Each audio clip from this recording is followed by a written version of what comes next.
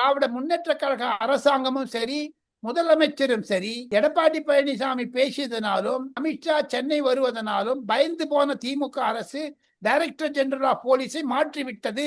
அவர் உடல்நிலை சரியில்லை என்று அவர் லீவ்ல போயிருக்காரு. 15 நாளைக்கு ஒரு டிஜிபி போட்டிருக்காங்க. உத்தரப்பிரதேச, அதாவது நான் ஒன்னே சொல்றேன், Union Public Service Commission Supreme Court கைட்லைன்ஸ்க்கு எதிர்த்து பண்ணிருக்காங்க. அதைத்தான் எடப்பாடி பழனிசாமி திருப்பி திருப்பி சொல்றாரு.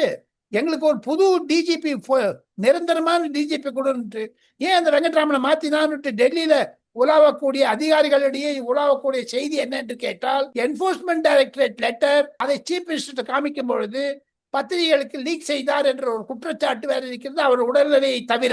அந்த வகையில இப்போ அடுத்தடுத்து பெரிய சிக்கல்கள் உண்டாக இருக்கிறதா இந்த வழக்குகள் அமைச்சர்கள் இருக்கிறது. KN நேரு அவர்கள் ஜனவரி மாதத்திற்குள் கைதாக்கப்பட்டாலும் ஆச்சரியப்படுவதற்கு இல்லை. காரணம், 2 கேஸ் இருக்கு, ஒண்ணு இல்ல.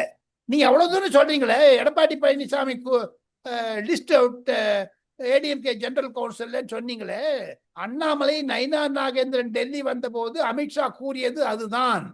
3 அமைச்சர்கள் மீது எங்களிடம் சபூத் அப்படின்னு சொன்ன என்ன எவிடன்ஸ் இருக்கு, தே மஸ்ட் கோ டு ஜெயில்னு சொல்லியிருக்காரு.